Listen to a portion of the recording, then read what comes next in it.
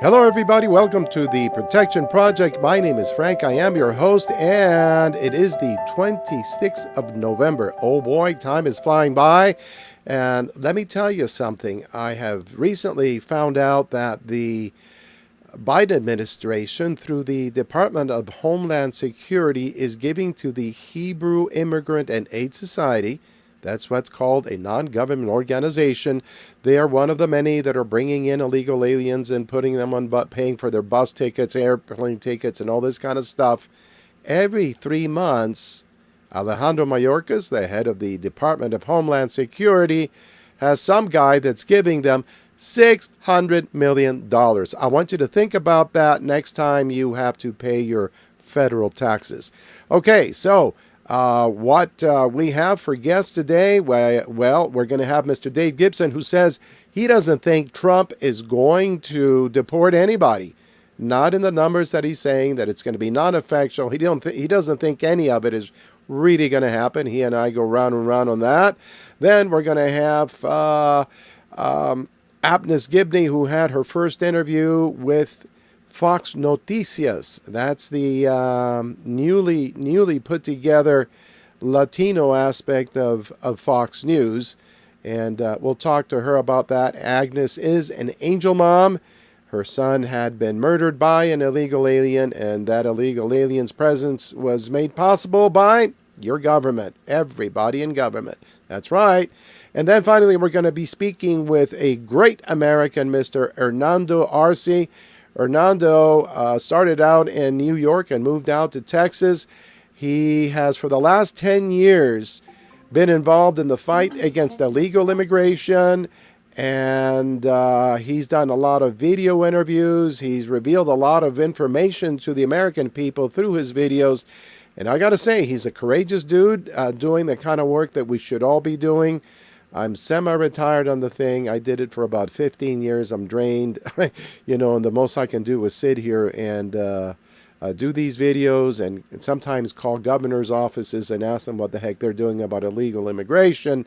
And so anyways, I am thrilled that we had an opportunity to speak with Hernando, and I think you as well will like him. Okay, let's roll on. Our next guest, Mr. Dave Gibson from Virginia, says that he doesn't trust Donald Trump to actually do mass deportations. And why would that be, Mr. Gibson? Dave.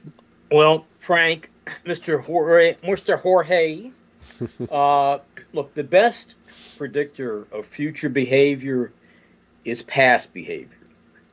Trump ran in 2016. He ran on and won on the issue of shutting the border down, of deporting illegal aliens, of fixing the illegal immigration problem, which is massive then.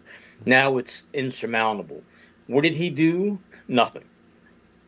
Oh, wait a minute. He did build the wall thing, and I would say that it angered me that he kept talking about the wall but did not address internal issues, which is why you say nothing. Well, okay. He did replace some of the decrepit wall, which was not a wall. But he didn't fix anything inside it was absolutely zero interior enforcement. And I remember, and I'm sure you remember this, we've talked about it. Mm-hmm.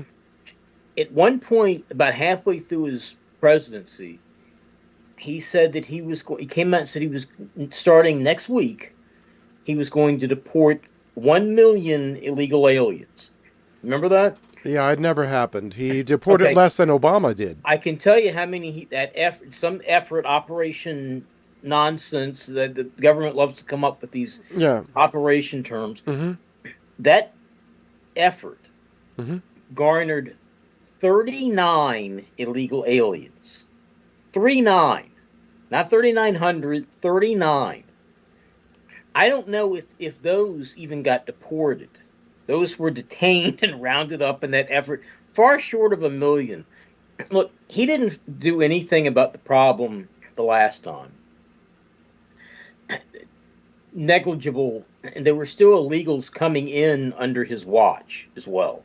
He did not shut down the border. I think there were buses that were coming in as well and Of course distributing there them, were. right? Yeah. Of course there were. Yes. And True. he had no interior enforcement. He didn't deport anybody, basically. Here's the problem. When he was president, there were at least 50, when he came in, there were at least 50 million illegals in this country at that time, in January 2017. By the time he left, there were more than that. Under the last 4 years, under this regime, I don't even know what to call it, the problem, they're now flying them in from all over the world. And they've transformed the Border Patrol into human traffickers. He's going to have 70 to 80 million people in this country illegally. When you count in all the visa overstays, 80 million. It's not physically possible to deport 80 million people in 4 years. The last serious effort at deportations was undertaken in the early 1950s by President Eisenhower. That was 70 years ago, Frank. Every other president since then has let us down on that issue, including Trump. Trump is appointing neocons and establishment Republicans in these cabinet positions. Look, I like Tom Homan. Everybody on this side loves Tom Homan, but he is not the Department of Homeland Security chief. He is a border czar, which nobody knows what that means. It carries absolutely no powers with it. Kamala was the border. He's going to take over that position from Kamala. We don't have czars. I remember Reagan, I think, was the first one to start with the czar term. He had a drug czar. No, okay. Let me stop you. He has to do something this time. I quite agree. He was ineffective last time. Did not really do what he said he was going to do in terms of deporting. They're going to be leaving so fast, blah, blah, blah. It never happened. I understand why you would be leery that he would do anything at all, but I think he is in a situation where he has to. Just the fact that Biden and company are flying these people in and then distributing them all over the United States. And by the way, we found out today that the Department of Homeland Security, which is under Biden and Mayorkas, Alejandro Mayorkas is running that, has been giving the Hebrew Immigration Aid Society, which is a non-government organization, every 3 months, $600 million. That, to me, that's another high crime that's been committed by the Biden regime. And, Well, a lot of that. Trump's going to have to do something. He's going to have to get these people out. Now, okay, give me a little bit more time. They have already said they're going to start working on criminals, being held in jails and all that. I can see that happening. And other people who have already been before the court and have been told that they have to leave and they're still here. There's several million of those. So I think you're looking at 3 million that he can get rid of. Plus, they are already putting the screws to people, letting them know if they don't leave, it's going to be like 10 years or 20 years before they can actually come back. What do you say about that? That's some pressure. Some are going to self-deport. Okay, you can say anything. You can say you're going to face the guillotine if you come back. Mm-hmm. How are you going to enforce it? The only thing, we were talking earlier about my first book, Replacing Americans. Right. The last chapter of this book came out in 2010. We put solutions to the problem in this book. One of them was the first one is to place the military on the border. We should do that. That's the only way you can effectively defend a 2,000-mile long border. I think they should be there with orders to shoot. A warning shot, and after that, the other one takes you out. I really do. Too many Americans have been killed. Every other country uses their military to defend their border. We have basically policemen, cops, with extremely limited orders on the border. No, Boy Scouts and scarecrows is what I would call it. And That's about what it is. look, when they were actually allowed to do their job at different times in our history, and really up until the last 4 years, they were kind of doing their job. Kind of. But there's so few of them, the cartels know how to, they distract them over here. Okay, we know that. Okay, how are you going to enforce it without placing the military in the border? And Trump has never said he was going to do that. He has recently said that they will be using the military for some of their operations, and they have to in order to clear the drug cartels out from all the mountains and everything within the United States. The parks, hey, national parks, state parks, with Mexican drug cartel guys in there growing marijuana and throwing people out. Years.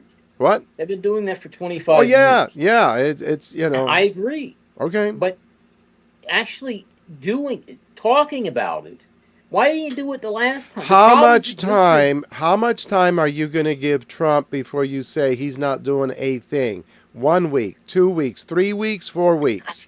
He's not going to. Well, how much time are you going to give him before you say, okay, I'm right, he hasn't done a thing? I'm already saying I'm right. I know. Oh boy, so you're not giving him even 1 day? Well, look, I gave him 4 years.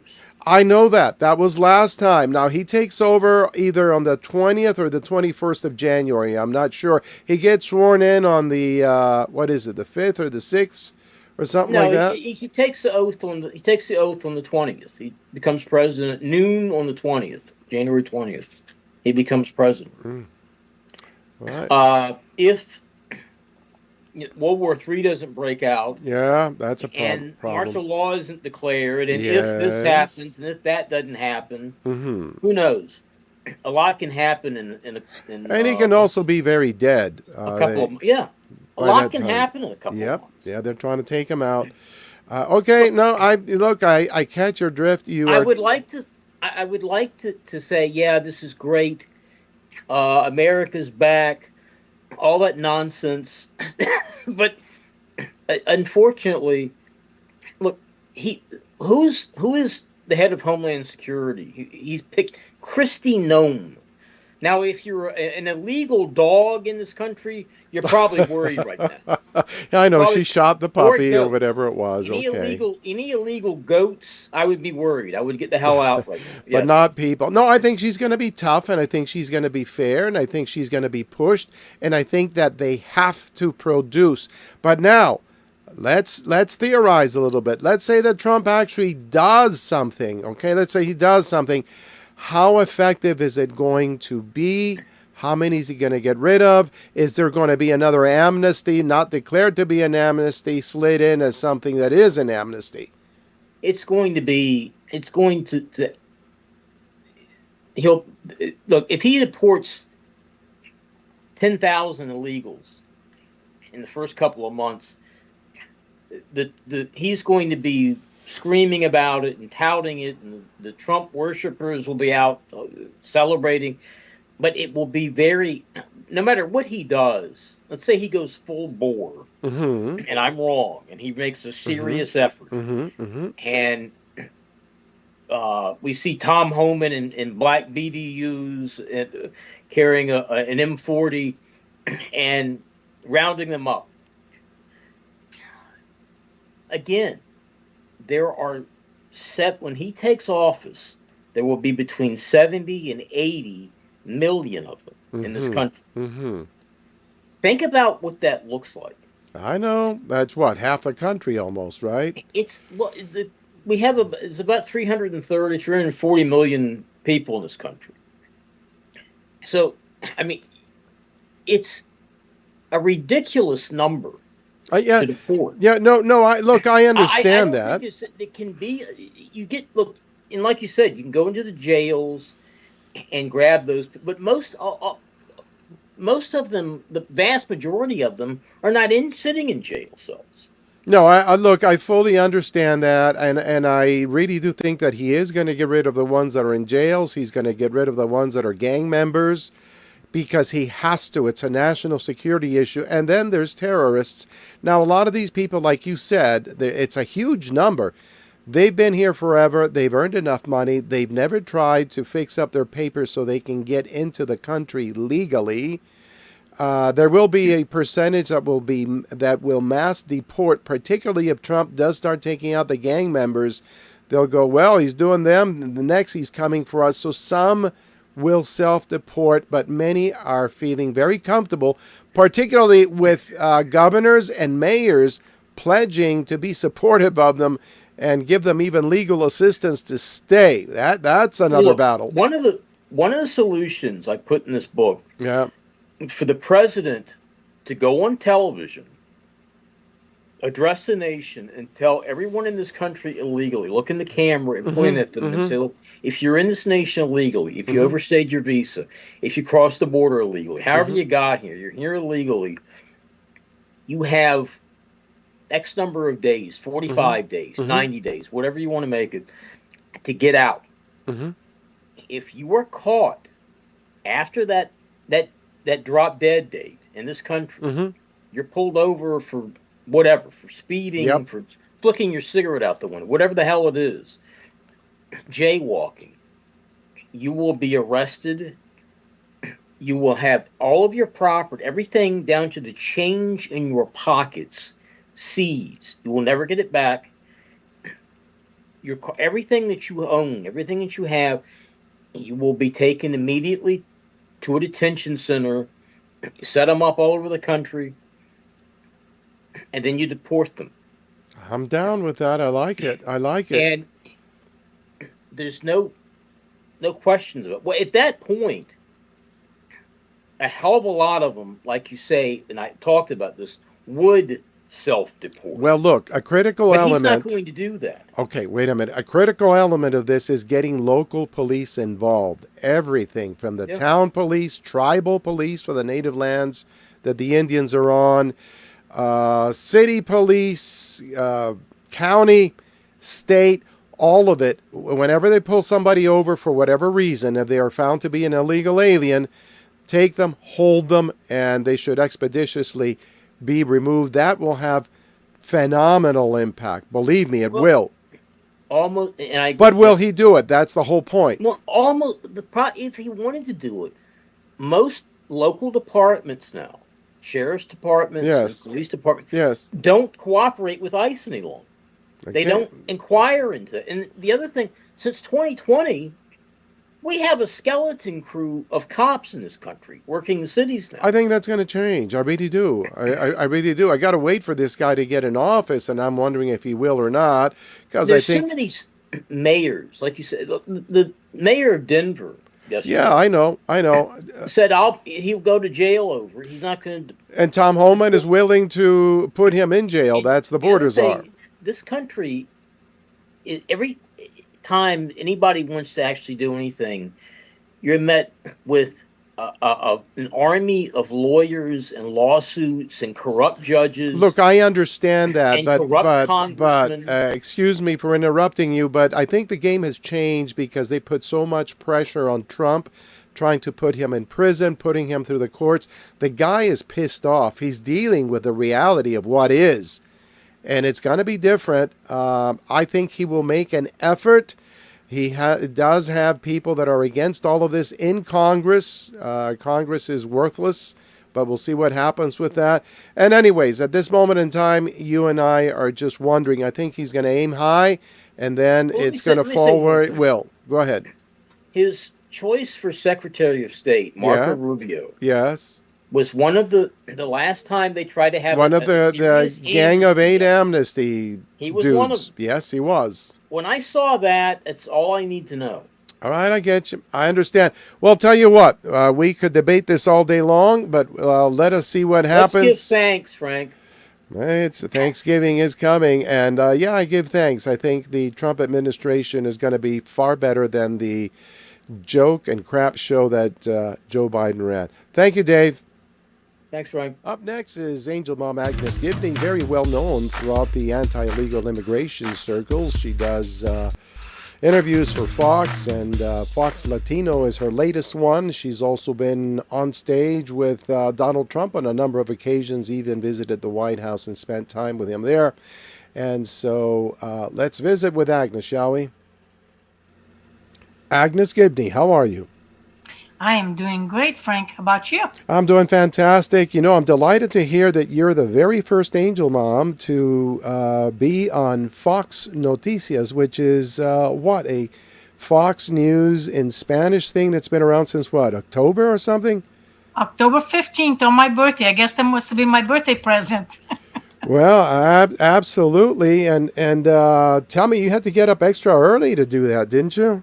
Oh my gosh. I got up at 4, took a shower and, washed my hair, put a little bit of makeup on, and then left about probably about 5:15, 5:20. And because it's in LA, it's like 70 miles away, 75 miles, but the traffic is the one that kills you. So I got there about 7:35, 7:40, and the show was supposed to start at 8. So that the rest is history. I was sitting in the studio waiting for my hit time. And what would you say is the total amount of time for your interview? I would say anywhere between 3 and 5 minutes. 3 and 5 minutes. Okay. Well, you put in your time. That is an awful drive because I lived in Los Angeles. I know the kind of traffic you went through, and I must commend you on your dedication for the cause of getting illegal immigration resolved here in the United States and saving the lives of many others. It speaks very well of you. But how did you wind up on Fox Noticias? I know you've been on the English-speaking side, and I thought maybe that's how you wound up on the Spanish-speaking side. Well, actually, a lot of them don't know that I speak Spanish. Another angel mom contacted me and asked if I wanted to do it. She didn't feel very comfortable doing it, and I said, "Sure, I'll be happy to." The only disappointing thing is I was not able to show pictures. Usually, I like to show pictures of other victims of illegal alien crime, and unfortunately, I was not able to show the pictures. But next time. And now that they have my information, hopefully they'll contact me again for future interviews now that they know that I speak Spanish. Yeah, I until recently didn't know that you speak 4 languages. What are they? Well, I speak Hungarian, which is my native language, Mm-hmm. and Portuguese, Mm-hmm. Spanish, and English. Okay, that's quite an accomplishment all in itself. I never understood that about you until I got to know you a little bit better. It's almost like a little secret, but that secret's out now. So maybe the Brazilians will reach out to you and the Hungarians as well. Who knows? One can never tell. And talking about Hungarians, I hear Sebastian Gorka is now part of the Trump team. Well, how do you feel about that? I think that's great.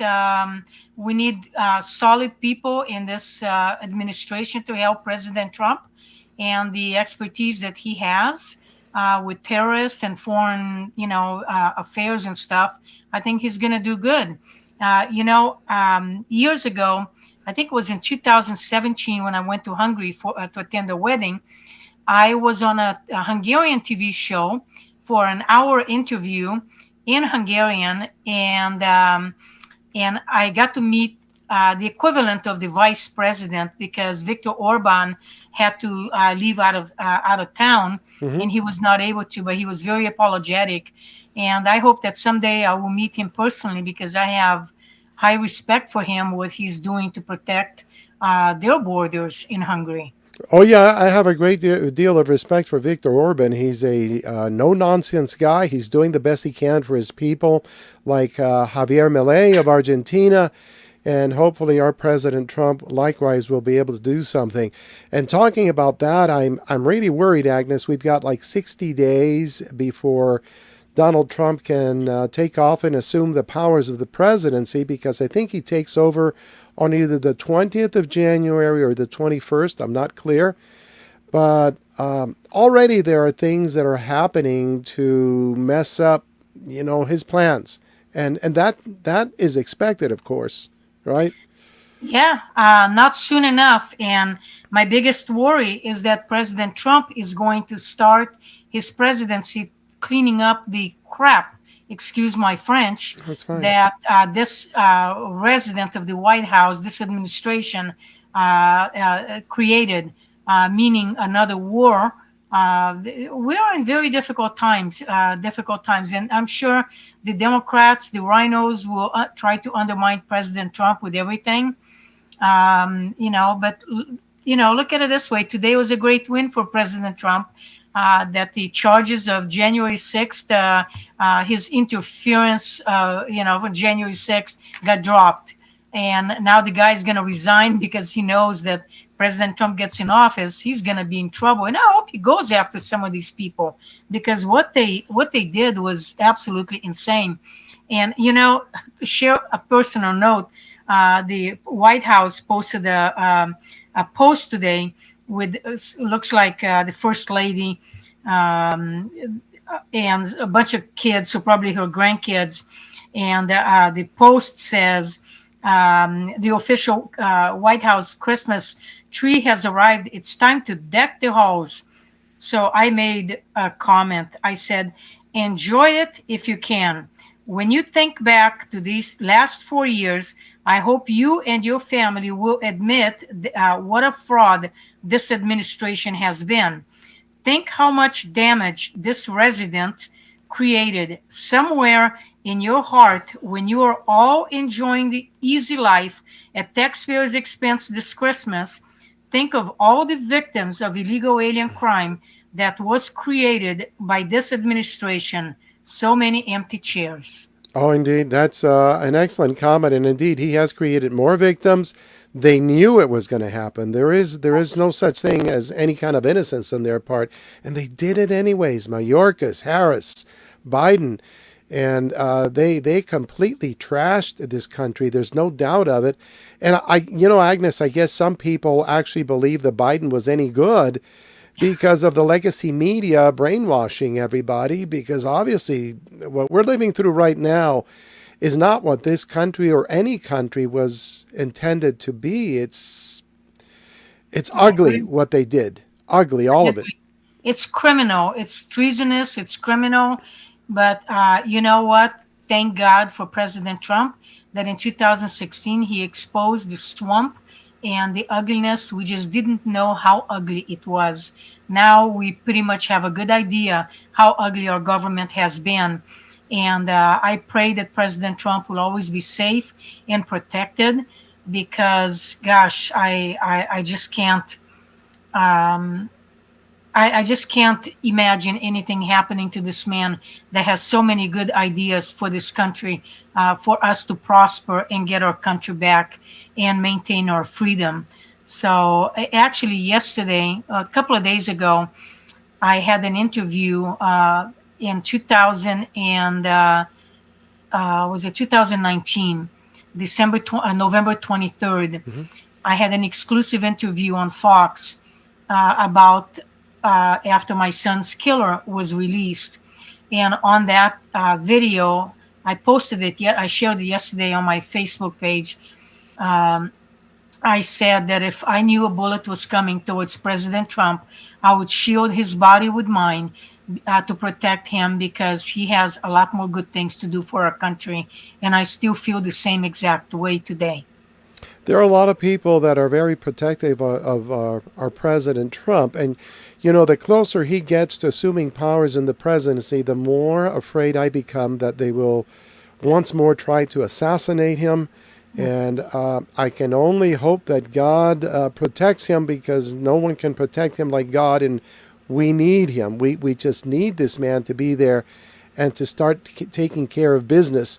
There is so much that has gone wrong with this country, but the people that have been running it these past 4 years have had more power than they've ever had. Our government has always been crooked, in my opinion, and they've never been as powerful as they are right now.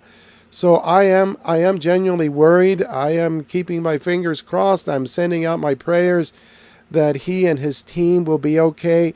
But I know that something is coming. They've already ginned up this thing in the Ukraine. I'm sure you're aware of it. That Biden, on his way out the door, and it probably wasn't even him, he doesn't do anything, allowed them to use United States-made longer-range missiles.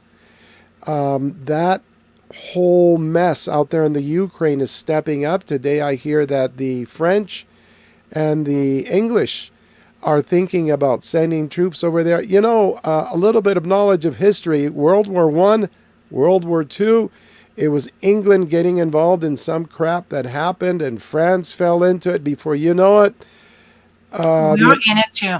yeah, and we wound up with millions of dead people. We don't need this.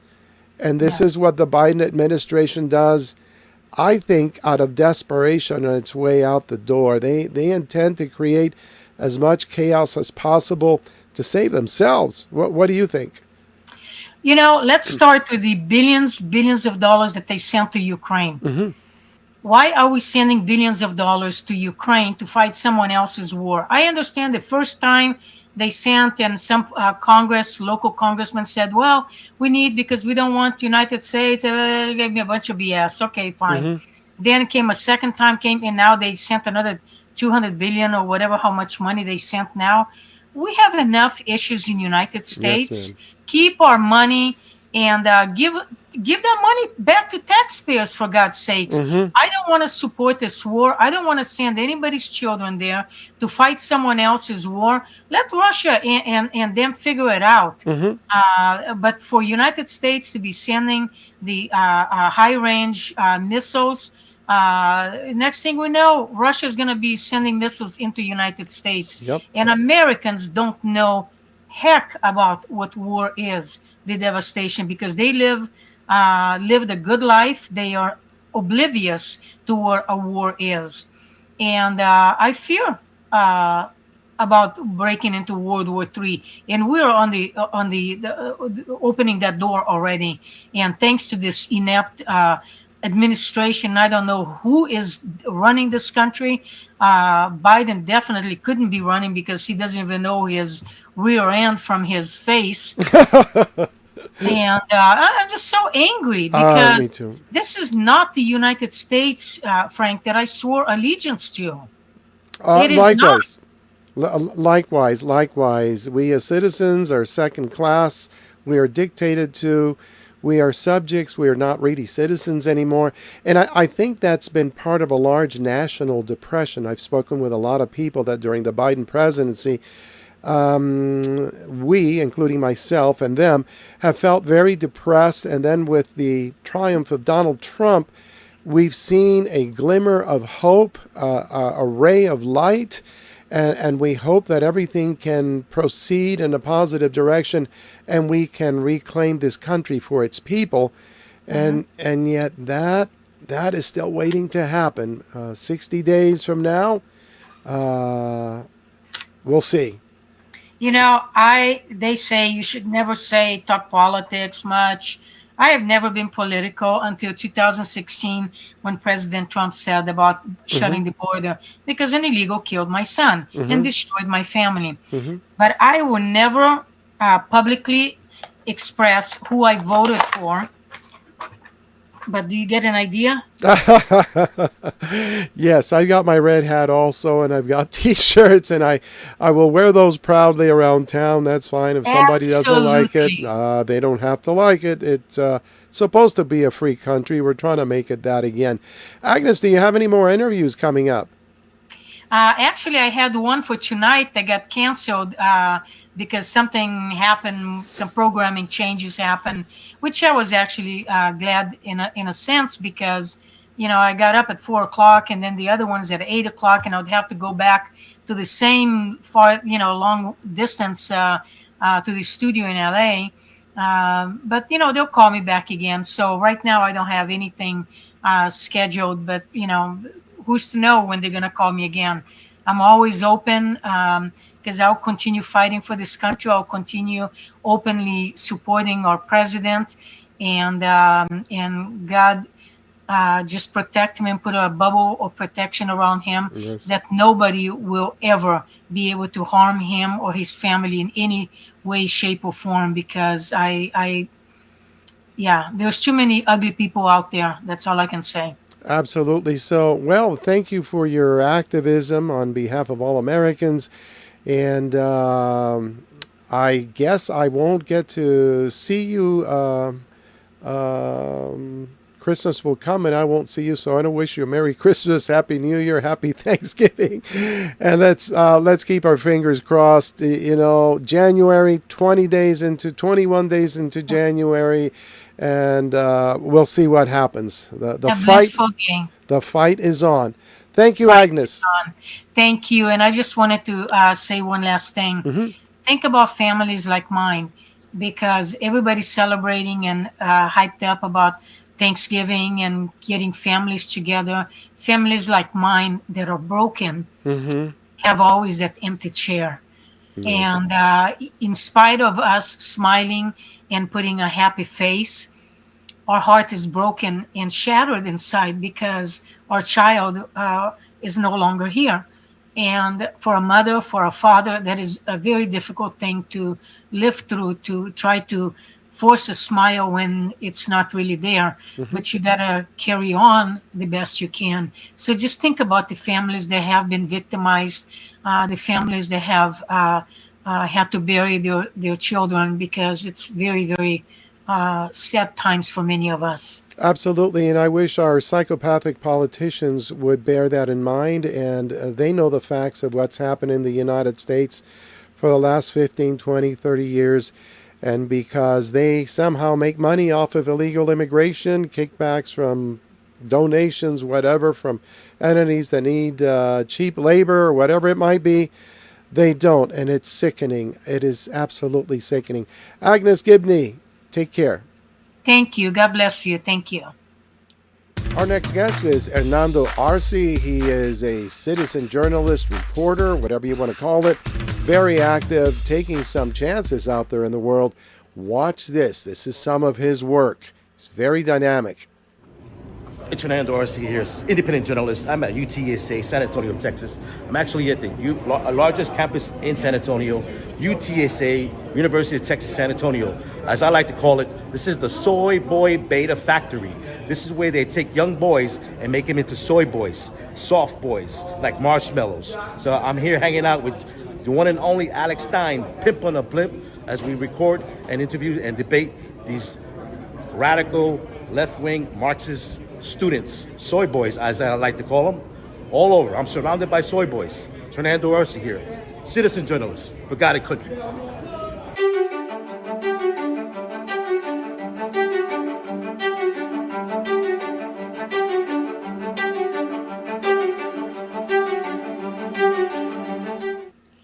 Hernando, welcome to the show. How are you?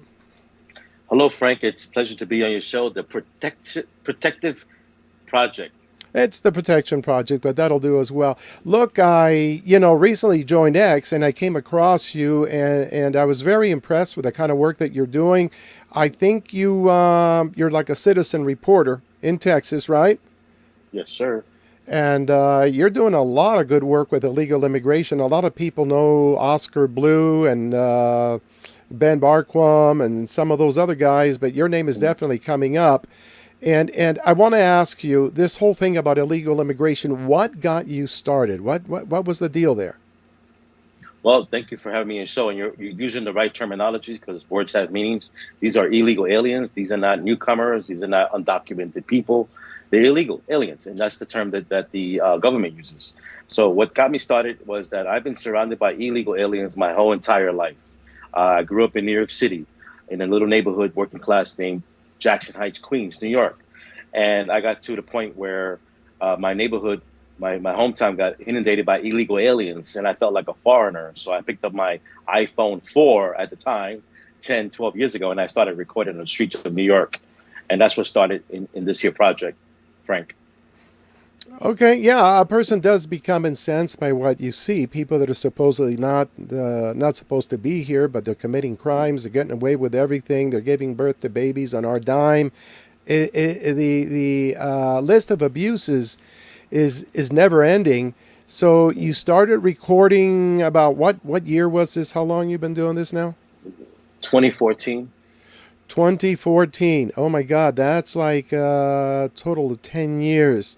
Okay, Mm-hmm. I got started like 15 years ago or something when they first had the first gathering of the Minutemen, if you can even remember having heard about that, out in Tucson, Arizona. And I went out there. It was the first gathering. We all went out there. We were all pissed off by the fact that the federal government was doing nothing about illegal immigration. Women were getting raped, as they still are today. Some folks are getting killed. Other people lose their jobs. It's a disaster, and all these years later, Hernando, it continues. It has not stopped. Why, in your opinion, is this allowed to happen? Well, it goes back 40 years ago when President Ronald Reagan gave 3 million illegals amnesty. In return, we were supposed to get a secure border. We gave them amnesty, but we never got secure border. The work authorization with the E-Verify has been around for 35 years, but they don't enforce it.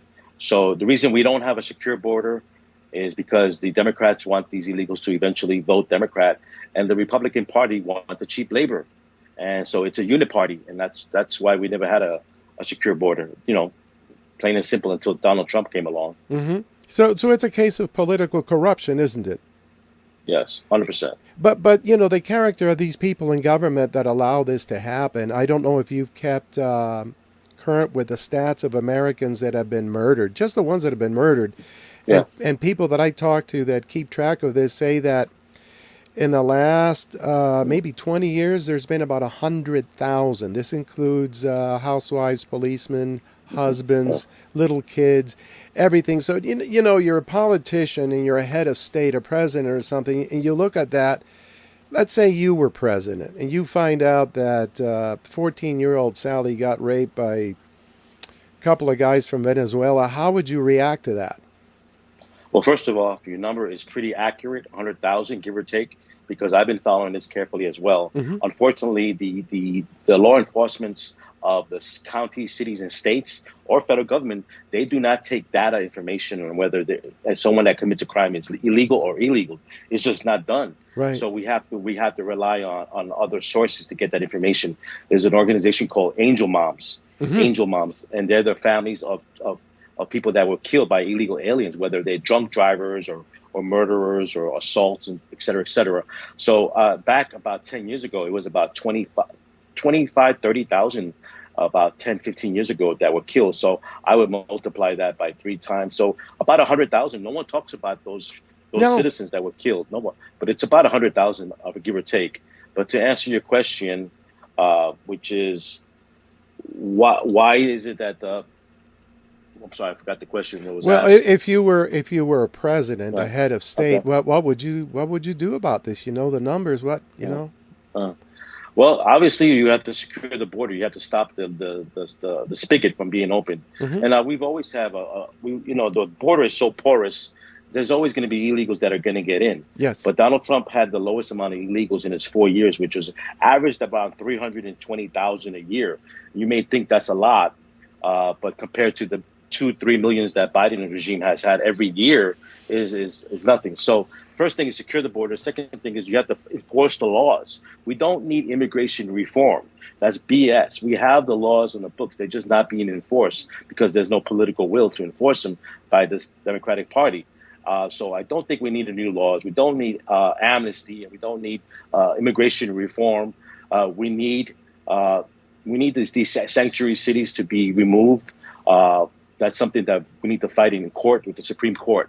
Mm-hmm. And once we get these sanctuary cities off the books, then I think you'll see law enforcement being able to get these illegals out of our country. We don't want our tax dollars spent on illegal aliens rotting in our jails for 50 years on our tax dime. I don't want that. American people don't want that. Mm-hmm. And Donald Trump has a mandate to get them out, not only out of our federal jails and back to their country, but get them all out so that it costs us less money expenses, Frank.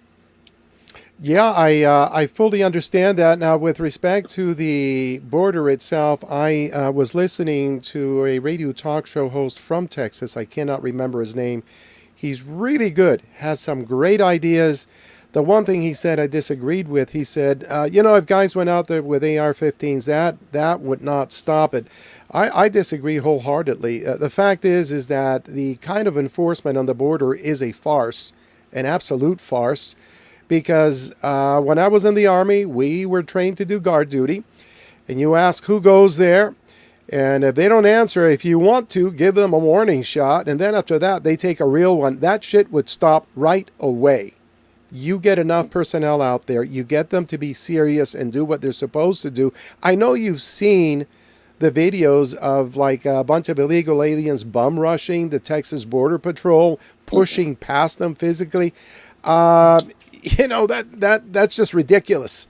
That's ridiculous. I'm sorry. I don't want to kill anybody. I don't want to hurt anybody. But on this side, after all the rapes and all the murders, I say, you know what? Open fire. You gave them a warning. Open fire.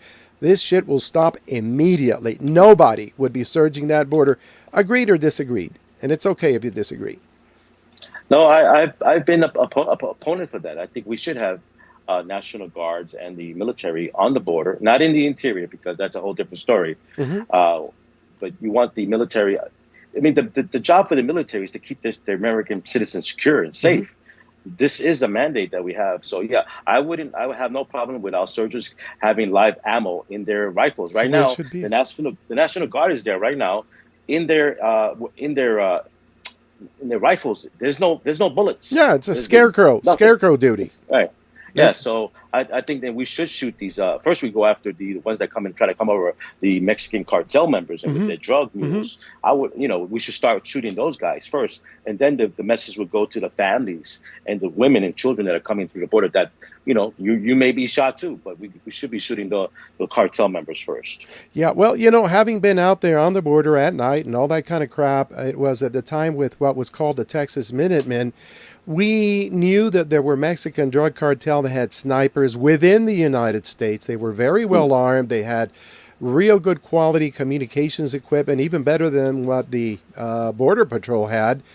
And it was very simple to understand that in order to eradicate these guys, and some of those guys, like Los Zetas, were trained by the United States military, and then they broke away and decided to become a drug cartel because there was more money in it than serving the Mexican government. And to take on those guys, it would take the Marines to go throughout all those hills, clear out all those hills, and that's where the shooting begins. And the word spreads that, nope, don't mess around out there, and then really enforce the border as it is supposed to be in order to save American lives. There's that whole thing about all the what's that drug that starts with an M now? They claim kills 100,000 Americans per year. Yes. Is that morphine? No, it's. I'm sorry. It starts with an F. Fentanyl. Fentanyl. Okay. Oh, fentanyl is the big thing. They get in here now. The tribal lands throughout the United States, what we call the Indian Nation. A report from my representative, Harriet Hagman, who's wonderful, a congressman. Right. The drug cartels are all throughout there. Here in Wyoming, in the tribal lands, I have friends that live out there. They tell me, yep, the cartel's out there. Our police, if they stop an illegal on the highway here in Wyoming, and as far as I understand anywhere, they'll let them go. They just let them go, Yes, is Wyoming a sanctuary state or city, or they don't call themselves that, but since they don't do anything about it, I would say that it's a sanctuary state. I would say that the entirety of the United States is a sanctuary state. I'm sorry, every state in the union, because look, let's say for example the 9/11 hijackers, those guys came in on legitimate visas. Okay, they were legal. Then they let that lapse. Right. Now, you let your visa lapse, you're now an illegal alien. And then they went and they pulled what they did. Thousands of Americans died. But let's say, for example, they get stopped on the highway by a cop. He sees they're illegal aliens, drags him in, takes their car, everything. That would have... one of those terrorists. They were stopped by police a few months before the attack happened on 9/11, and the police let him go. Yeah, and so the point is, if you allow police everywhere to do what they're supposed to do, because when they stop you or me, they look me up, they find out who I am, what I am, where I live. But when it comes to immigration, the federal government says, nope, this is a federal matter. You're not allowed to do this. Lives would be saved. What do you think? Well, in Texas, our legislature last March signed a bill called SB4, SB4, which allows LEO, law enforcement officers. We have like 35 different departments in Texas that gave them the power to stop, question, and possibly detain these illegal aliens. Unfortunately, because it's an election year, these political judges have put it on hold. But that's a state law now that can help the federal government in deporting these illegals. So, but that hasn't gone into effect yet because of the court systems. So that's where we are. Yeah, I think I heard something about that, and it's wonderful that you mentioned that on this podcast because other people can hear it, and perhaps they can talk to their politicians and try and make it happen. I will be doing that in Wyoming, and Wyoming is small enough so we can literally reach out to the governor's office, though I think our governor, his heart isn't really in it, not really. He's like the rest of them. Right. And so, okay, the threat of mass deportations by President-elect Donald Trump. Are you for it or against it? Well, I'm for mass deportation. We need it. He has a mandate for it. The problem is, how are we going to actually realistically, how will it look like? The talking points that the new ICE czar, Tom Homan, is putting out there is that they're going to go after the low-hanging fruit, which are the criminals that are here. Not only the Tren de Aragua criminals, which are in the tens of thousands and groups like those, but there's over 600,000 illegals that have been given by a DOJ judge final removals, and they have not left the country. Meaning they went through the court system. The judge says, your asylum case is BS. Get the hell out of my country. And they haven't left. There's over 600,000 of those. Yep. So they're going to be focusing on those. They're going to be very busy. But realistically, speaking to former directors of ICE and Border Patrol agents and ICE agents, they're saying that the best case scenario, the ones that would leave voluntarily and as well as by force, is approximately about 500,000, 600,000 a year. So it's going to be a long process because there's over 20 million that have come in my opinion, in the last 4 years. But I see it happening in three phases. The ones that are going to self-deport. I believe there are millions of the people that will self-deport because we're going to be telling them that either you leave now voluntarily or and then you can try to come back legally. And then but if you don't leave voluntarily, you can't come back here legally. So I think 30% are going to self-deport. And those are family units, that don't have any criminal records. Then the other 30%, we're going to have to go door to door and find these illegals. And they're not going to want to leave. It's going to get ugly. People are going to die on both sides. They're going to be dead, ICE agents out there. And then the last 30%, Frank, we will never be able to get them out. Their immigration court will cancel their deportation, their removals, and they're going to stay in the shadows, as they call it, the shadows. But they'll never be removed, and so they'll stay here forever. And that's how I see it coming down in the next 5 years. It's going to take at least 5 years to get them all out. Yes, it is going to take a while. How do you feel about the idea of bounty hunters that they get paid per head, per illegal that they find, turn in? Would that help the effort? Do you think? Well, there's only about 900,000 law enforcement in this country if you consider federal, state, and county and cities. I think they're going to need the help of people that are going to want to get deputized with the local sheriffs, former veterans. There's over 250,000 of them here in Texas alone. 250,000 veterans, and I'm sure a lot of them are very patriotic and will want to volunteer in volunteer basis to help get these people out. I put my hat in the ring. I've been telling everyone that I want to get deputized in some form or another because I am ex-military as well. I was in the Navy, so I'm waiting for Homer to call me. But I think it was going to be all hands on deck to get this taken care of because it's the damage is done, Frank. The Yes. fiber of this country is never going to be the same again. The culture of this country will never be the same again. We've got a new class of illegals here. Unfortunately, they don't want to assimilate because they don't have to assimilate. They'll wind up in a town like where I grew up, where they don't have to speak English. And it's just the quality of life is going to be dropping down for a few decimals down. And it's unfortunate, but we're going to be looking back in 5 or 10 years from today, Frank, and say, listen, do you remember those days, pre-invasion days and post-invasion days? Just like 9/11, pre-9/11 and post-9/11.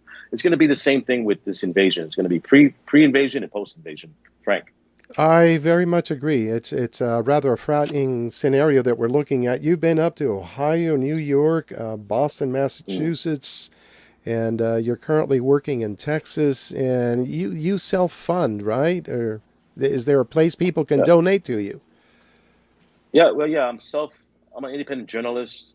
I don't have a pillow to sell you. I don't have any coffee to sell you. None of that. I don't have a network behind me. Everything I do is on my day off and between my job because I have a full-time job. So all the videos you see that I get, I do that after work or before work or on my days off.